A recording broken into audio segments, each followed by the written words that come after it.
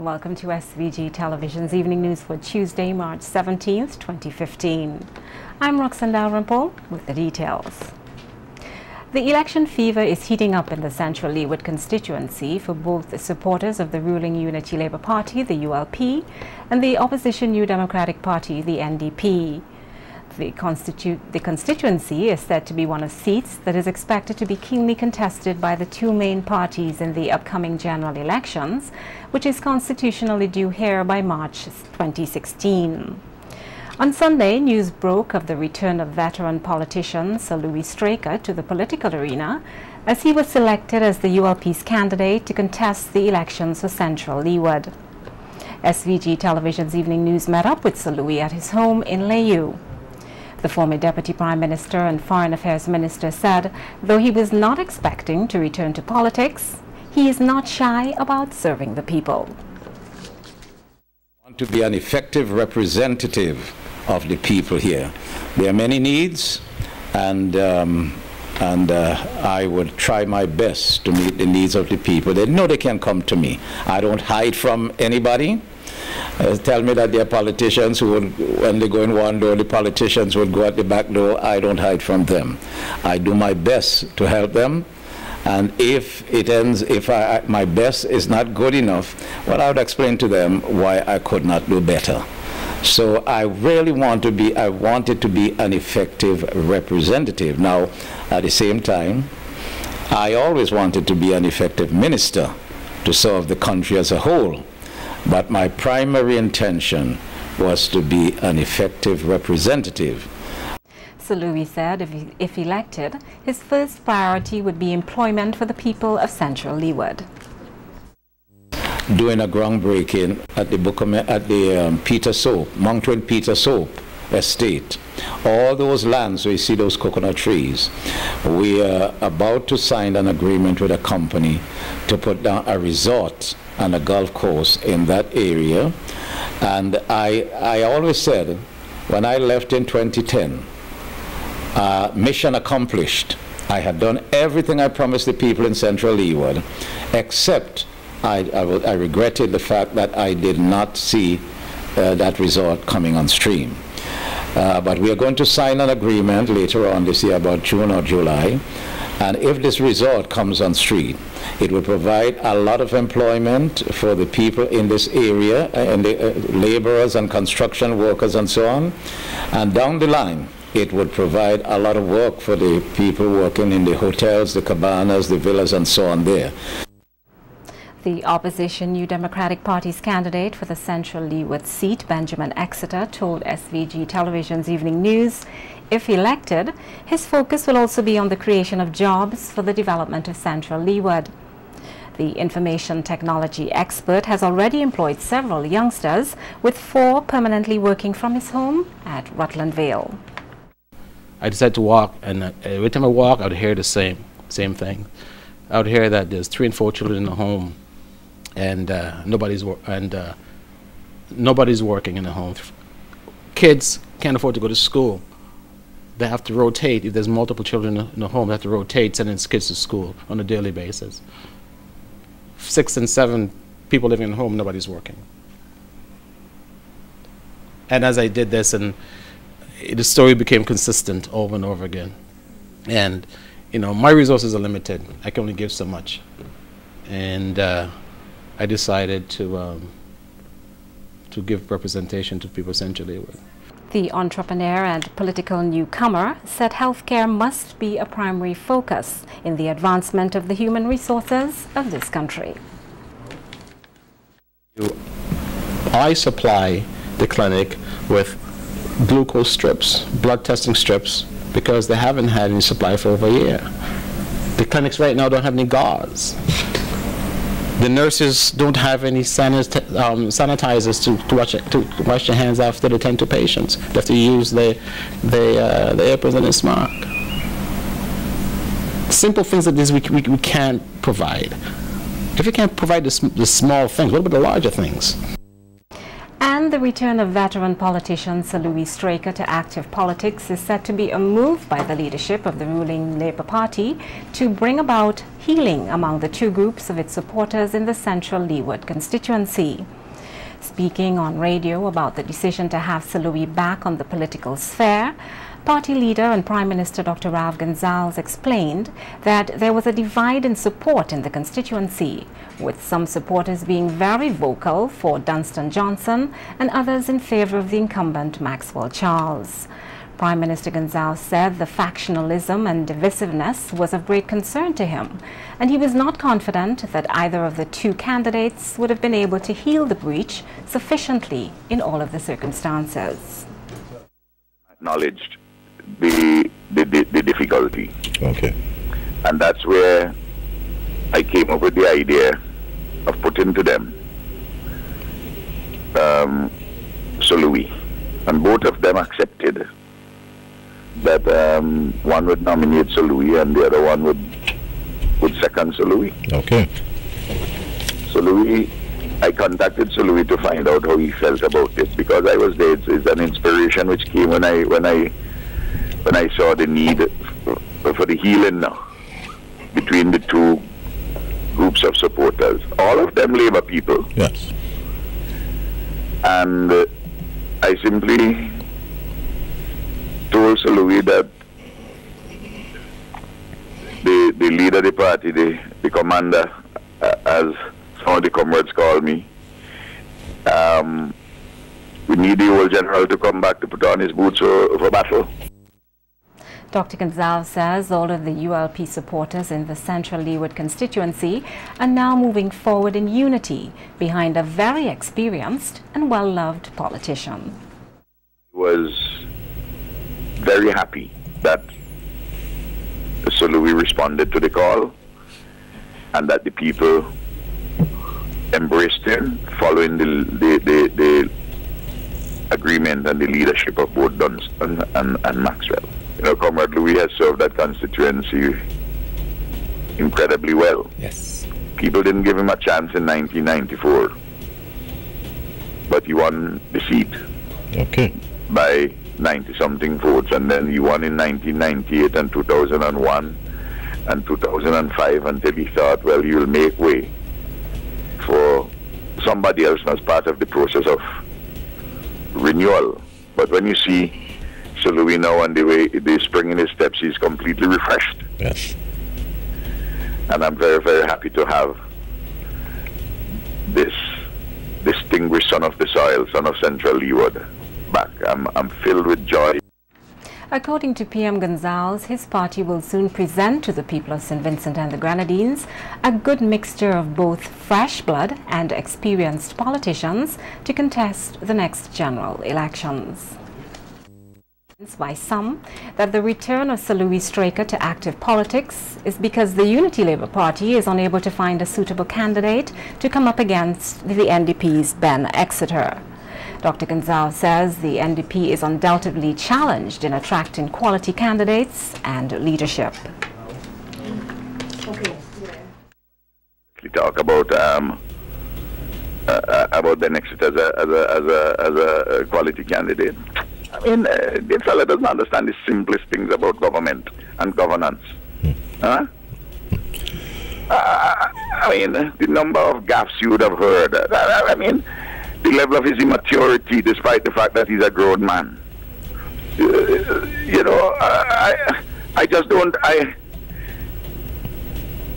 Maxwell Charles and Dunstan Johnson are candidates with records of service to their country, Yes.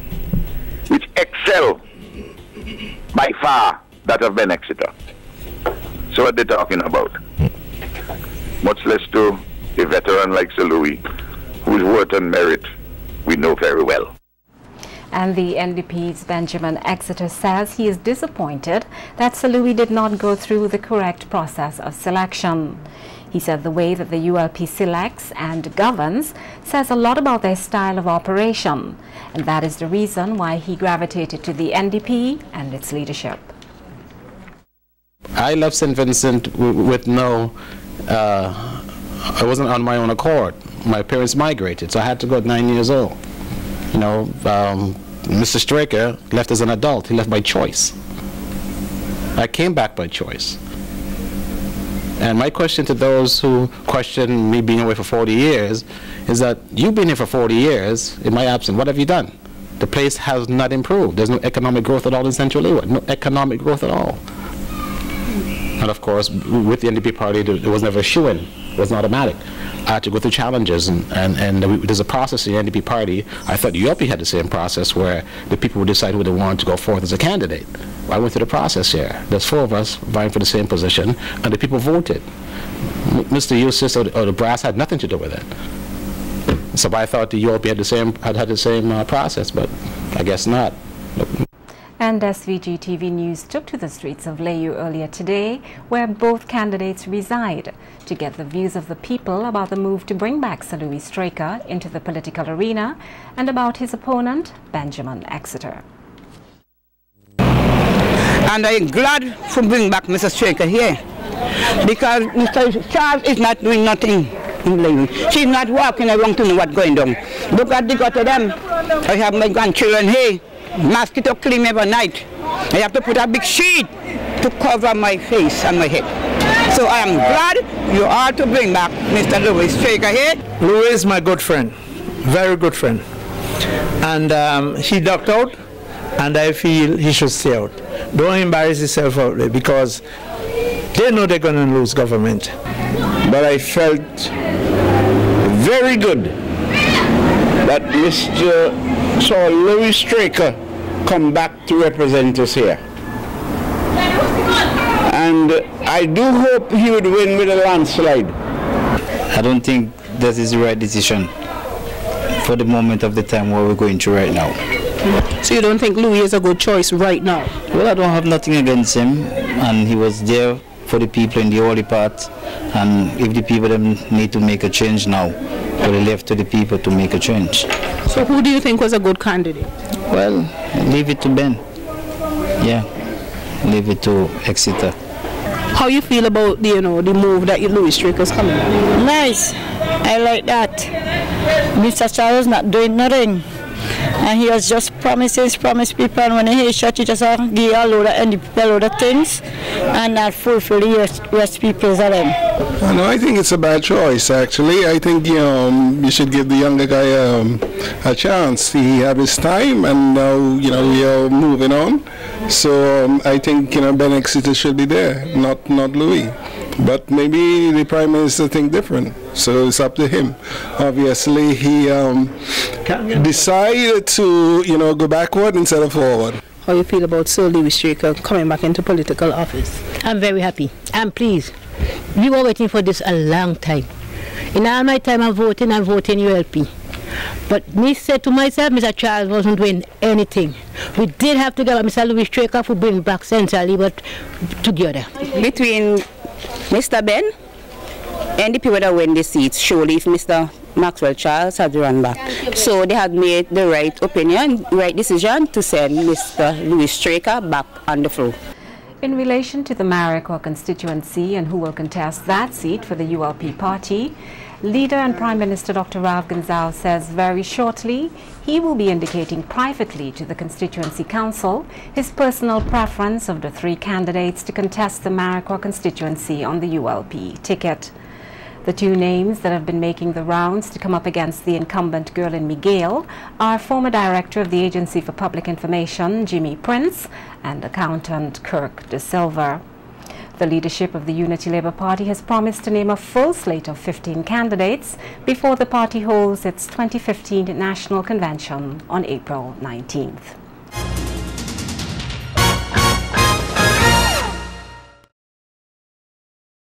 The trial against graduate teacher Josette Bibi Bowens for her alleged use of obscenities on the social networking site Facebook has been adjourned to April 17, 2015. The matter came up for hearing earlier today, almost a month after Bibi was charged with 2 offences. The court prosecution requested an adjournment for approximately 1 month, stating that investigations are continuing into the matter and that there are technical officers who are continuing such investigations and the cases have to be properly prepared before they are brought to the court. The application for adjournment was strongly objected by a lawyer, Nicole Sylvester, one of the 3 lawyers representing the defendant. She stated that the police are the ones who brought the defendant to court and that the case files should have already been prepared. Sylvester also told the court that her client has been on suspension until the outcome of the case and that she's only being paid half-month salary and is presently experiencing serious financial difficulties. However, the objection was overruled by Acting Senior Magistrate Carla James, who allowed the adjournment. She also ordered that the prosecution disclose all of its evidence to the defense by March 31st, 2015. Youth with a Mission St. Vincent and the Grenadines, YHAM, is urging young men and women here to become involved in the local arm of the organization based on the Grenadine island of Mairo. Speaking at a media conference last Friday in Kingstown, staff member at the YHAM campus in Mairo, Sean Milton, provided a brief background on YHAM International and explained that since its 55 years of existence, the organization now has operations in over 150 countries across the world. Milton added that YHAM is a youth empowerment program that offers a number of training opportunities to persons, specifically discipleship training, which runs for a period of 5 months. Youth with a Mission, it's an international, interdenominational, non-profit Christian organization, and it's also very decentralized in its structure. So that means everywhere you're not going to find the copy of YWAM. I mean, we're going to find the same value system all over these campuses over the world, but it's decentralized. Not one person that actually, you'd say, manages the organization. So in 2010, well, probably 2008, a lady, Grace Eustace, past principal of the Mesopotamia High School, donated 42 acres of land on Mairo. And in 2010 we came here, we started building a campus down there on Mairo, which is pretty much geared towards youth empowerment.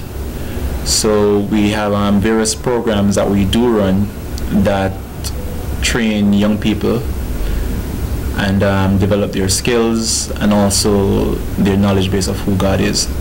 He said upon completion of the discipleship training program, persons will receive a certificate valued at 26 credits, which would allow them entry into selected universities around the world. We do operate from a university out of Kona, Hawaii, called University of the Nations, and it's and the discipleship training school is an entry-level course from the University of the Nations. So that is where, so we're plugged into a bigger part of Youth with a Mission and the University of the Nations. Meanwhile, lawyer and friend of YHAM SVG, Mandela Campbell, says the work done by the local organization has had an impact on her, as it is hard to find young people volunteering their time to spread the work of God. You know, their passage there to here, their airfare is not paid from their by any big organization, because it's a non-profit organization. So these young people here have to raise funds to do what they do. So it's a job that they work hard, but they're not being paid for, and that impacts me because they could be elsewhere. They could be, you know, earning a living and building a future for themselves the traditional way, but they have sacrificed all of that to do what they believe that God has called them to do. So that has really impacted me about them. And there were 6 students from the recently completed DTS, 2 from St. Vincent, including Michael, and 3 from the United States of America, 1 from St. Lucia. And all of those students as well, they had to raise funds to be a part of this DTS. So I think that is very commendable that they would, you know, make that sacrifice to be a part of something that is having such a great impact in the nation and in the nations of the world.